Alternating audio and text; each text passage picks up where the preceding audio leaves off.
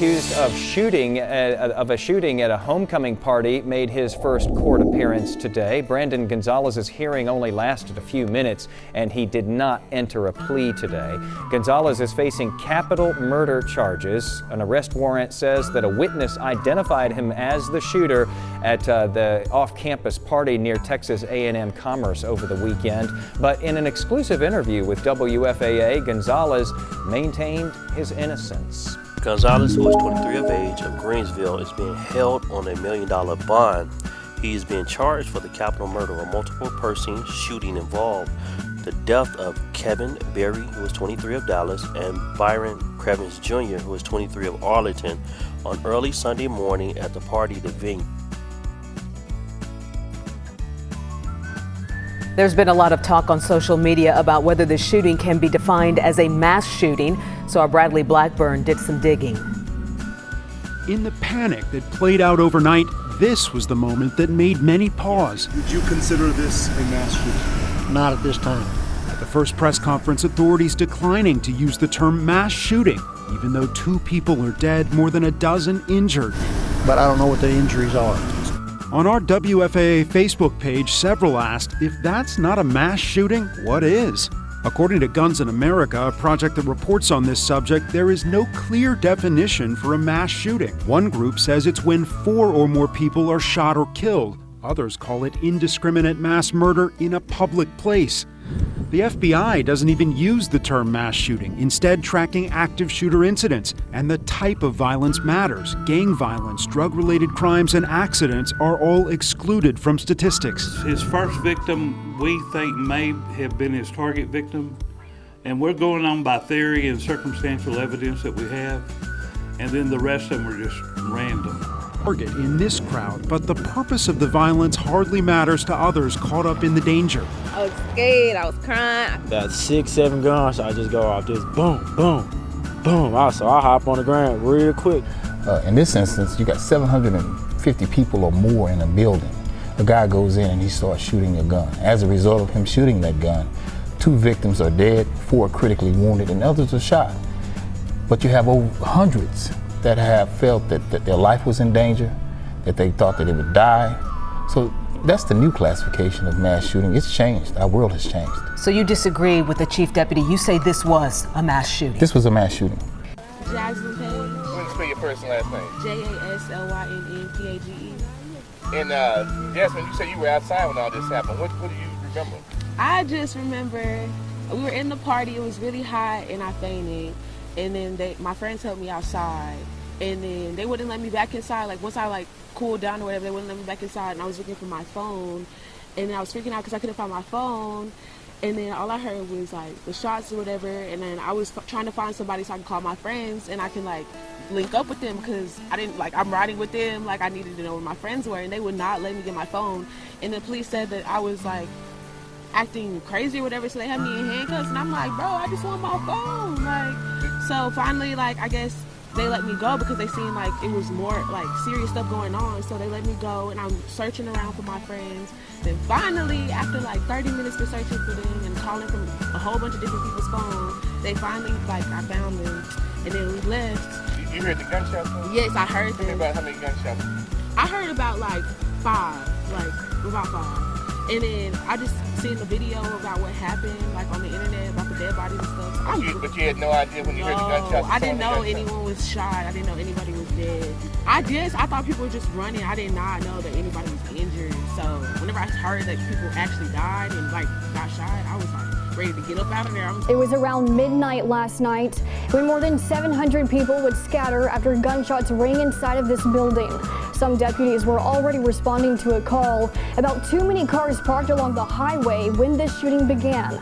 They're the ones who called in this mass shooting. Take a listen. All first responders prepare for a possible mass casualty event. We're going to need multiple units. I've got hundreds of people. We got one shot in the back. Suspect showed large. In the midst of chaos from the early morning hours, the shooter was able to escape. Officials still searching the area for this person responsible. The arrest warrant affidavit says a credible witness saw Gonzales, that they observed Gonzales in the restroom of the party venue playing dice with a large group of patrons around 11:30. Approximately 15 seconds or less after Gonzales left the restroom, he pulled a handgun from his waist area and began shooting. The sheriff says the witness, along with other evidence, including social media posts, played a part in identifying Gonzales. But Gonzales' brother tells us he denies his involvement.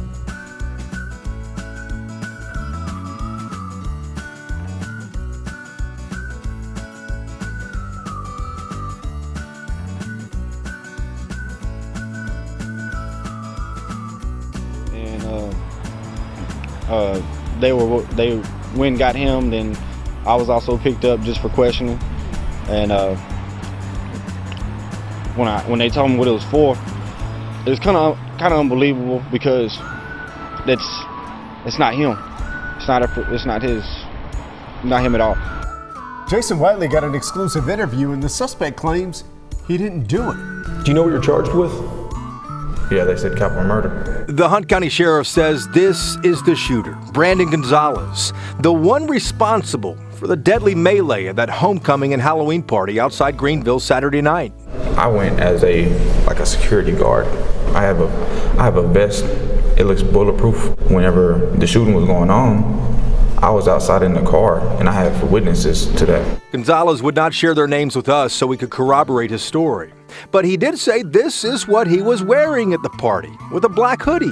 The Hunt County Sheriff said it was around-the-clock investigative work that led detectives to Gonzales. We kept pushing and pushing, and we finally got one tip that led to another, and we were able to come up with the identity of the shooter. This is the back of the venue here, and these are the doors that investigators say the shooter entered before opening fire, killing 2 people and hurting others. He then, though, walked back outside. But one of the questions we have gotten is, how did the shooter get away if there were already deputies on scene trying to break up the crowd? Well, if you look from above right here, you get a better sense of it. 750 to 1,000 people at the party. They weren't all inside the building. Instead, they were in the fields on both sides, even out front, even on Highway 380. The shooter clearly blended into the chaos to flee. Here's our first look inside the party venue. Windows and doors covered, coats and shoes still strewn on the floor. You said you don't have a 9mm handgun. Do any of your friends have a 9mm handgun? I don't know what they have, sir. Deputies arrested Gonzales at a car dealership this morning where he washes vehicles and says he makes his own rap videos with friends. Are you in a gang at all? No. You smile and laugh. Because a lot of people ask that whenever I say that, because I'm a part of a rap group. I'm not in no gang. Gonzales has no criminal record, and the sheriff says his investigators have yet to pinpoint a motive. But the 23-year-old is in jail on $1 million bond, accused of capital murder.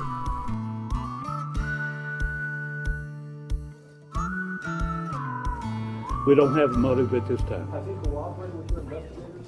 We have visited with him. He's cooperated some, but not a whole lot. We just kept pushing and pushing until people finally started coming forward. And once one person came forward with a little bit of information, and that led to another little bit of information, and investigators were able to keep on pushing until we got the name of the suspect. You still think this was targeted? Because he went in there, the dollar went in there to go after him? He hasn't said that, but we still believe that, as I said in the press conference yesterday morning, that maybe the first person seemed to be a target, and then the rest seemed to just be at random. Do you believe this gunman acted alone? Yes, we believe the gunman acted alone. Sheriff, there been some arrests? Yes, yes. There have been some arrests in the shooting that was last night at the vigil for this shooting that we're speaking of today. Are those two related, and if so, how? We don't believe those two are related at all. We have talked to one of the investigators from Dallas PD. One of my investigators have, and we don't see a connection there at all between this shooter and what happened there last night. Sheriff, you said the investigation is still very much ongoing. Can you talk about what's the focus moving forward? Now we're looking for more evidence. When you take a scene like this with that many people there is a lot of evidence to collect, and we've collected quite a bit. But we're still following leads. We're still following, running search warrants for other evidence that we might need to have in this case.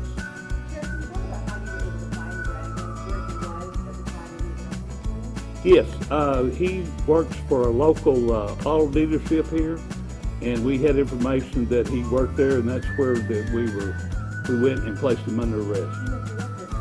He went to work this morning. Despite what happened Saturday night. Yes.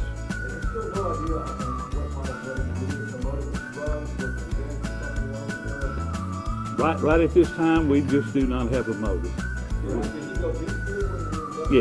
Yes, there's no problems at all. No. Him, the shooter? No. Was he the guy with what? Yes, that's correct.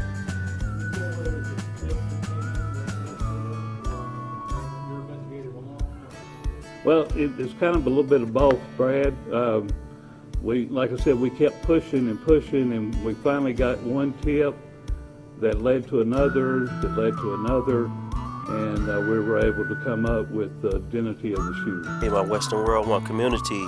Now, you heard the press conference, you heard from Brandon, and you also heard from the brother, and you heard some things from the news. Well, just from the press conference itself, said they was asking like, how did you get it? He said they kept pushing for information. Then they saying that Brandon was very cooperative. Then they saying that the person was the targeted person. Now, speculations, and this all is alleged. Everything that I'm putting up is very alleged. They're saying that Kevin Berry was the target that I was seeing. Now, when you look at that, it says Kevin was, he was the target, but Brandon was actually in jail. And when Kevin's visual got shot up, and this is for the people that know what's going on. Now, for my Weston World One community that don't know what's going on, you have to watch actually the video that I have about Kevin Berry visual being shot up. Now, this is kind of going in ties of they saying that it was no connection with the shooting that Brandon had, right? So it's either that Kevin has a lot of enemies, or the brother just had bad luck. And I'm not, and I promise you, I'm not coming at him, but they looking at the stuff. I'm gonna put some pictures up so that way you can see why they saying that he's a target or whatnot, and some of the things that was saying. But this is another thing too. They said that they have a credible witness. Now, with the credible witness, here is what was put up, saying that this is what it was. But then now they saying, hey man, how is that when Brandon was on live? I think that was like around like 9:19 or something like that or whatever. But here you go, check this out. So I'm gonna leave it with this here, and then we're gonna continue it going on into part 2 about the target, and everything and whatnot, and whatever information that I gather I give to you.